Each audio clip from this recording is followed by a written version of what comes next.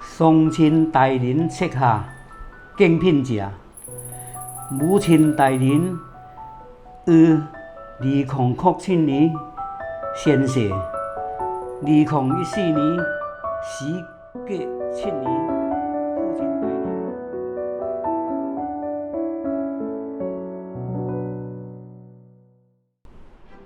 Hello， 我是张文静。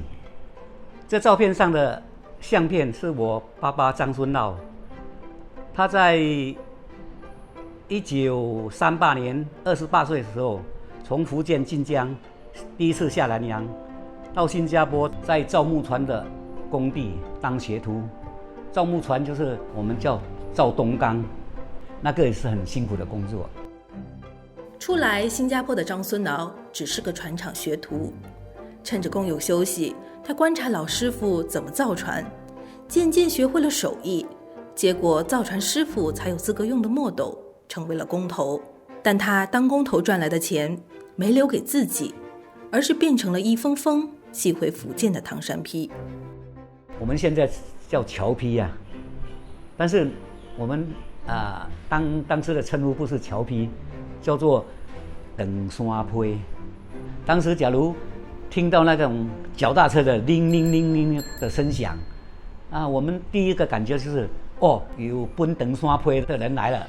当时村里面没有门牌的，我们小孩子跟在那个送侨批的人的后面，一群人就会指指点点。假如那个分侨批的人说要分到我家的时候哇，那个心情真的是难以形容，就知道我爸爸有寄钱，有寄信来了。对那个年代的人来说，一封唐山批寄回去的不只是钱，还有一句“我还平安”。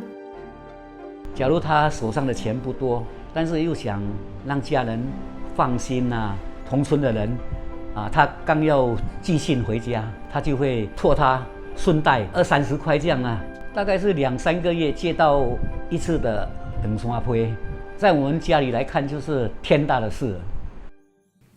10几年后，一封封寄来的唐山批终于换来了团聚。13岁的张文静第一次离开福建，跟着母亲和弟弟踏上前往新加坡的旅程。下南洋的起点是一辆独轮车，姐夫推着车，母亲和张文静兄弟俩坐在两旁，走完离家10几里的土路，换乘巴士，一路颠簸到泉州，从泉州到潮州，渡过韩江，水路辗转，终于抵达汕头港。在码头苦等了1周之后，他们才登上大保安号客货轮。起初觉得很好，享受了3-4天糟糕的事情来了，大风雨。经历6-7天的海上漂泊后，张文静终于抵达新加坡。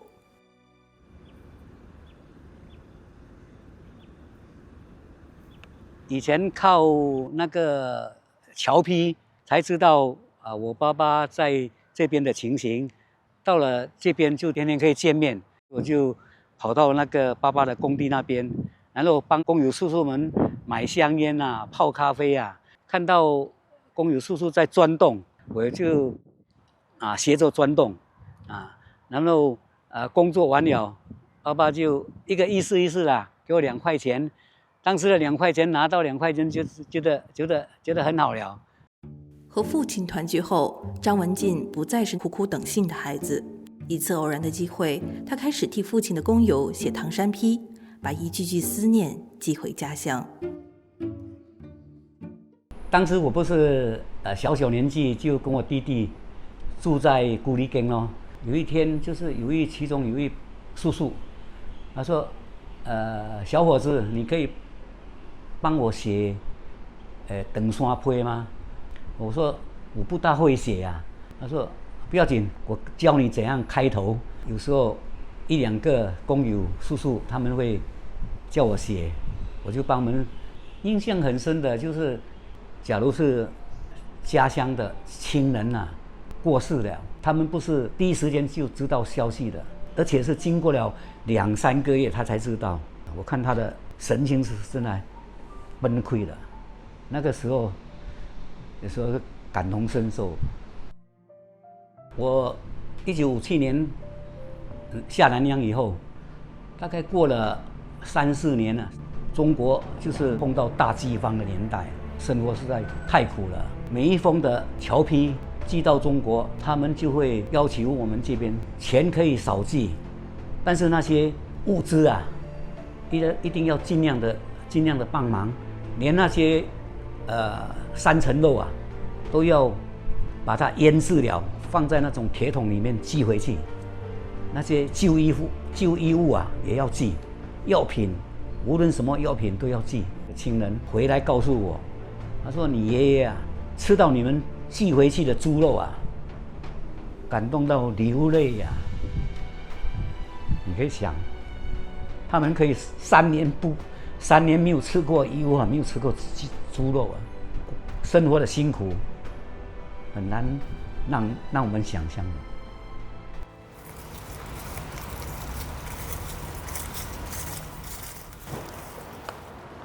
你看啊，这个以前的居民的屋子，给这些树包起来了。你看一条一条的气根，它垂下来接触到地面，它又变成一棵一棵的树干。1957年，大概是70年前了。我跟你阿嬷还有你三叔，从中国过来的时候，我们就住在这个甘崩。你小时候，你阿嬷有带你从对面坐那个3班过来，你还记得吗？我记得。今天我跟父亲来到这里，有一种小时候的一种感觉，开始勾起一些回忆。如果他们没有跟你分享的话，你永远都不会知道。去年我们不是回去泉州，他有去见到他的姐姐。基本上我以前也不太了解，我见了他姐姐之后，我就感觉好像就见到我祖母，所以这些东西就是如果他不带着你们回去的话，我们是永远不知道的。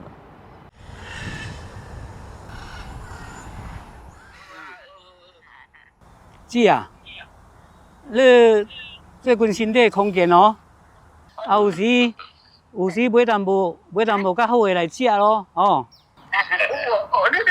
你一直话你家唔甘啊？无啦，淡薄仔心意啦。这若有，这若有机会，搁转去行，再过来找你做，哦。看要有人搁见面一会啦。后来电话取代了书信，飞机缩短了距离，但有些话还是只有写下来才说得出口。双亲大人膝下敬品食，母亲大人于2007年先逝，2014年时隔7年，父亲大人也随日离世。儿孙等每想起双亲的滋言，犹如历历在目。儿孙们衷心祈求你两个老伙仔，在另一个世界，还阁会通亲像在世间安尼款相亲相爱，互相照顾。儿孙们也会通放心，愿双亲大人永享在天堂的悠闲生活，你门前吉祥，平安年吉日。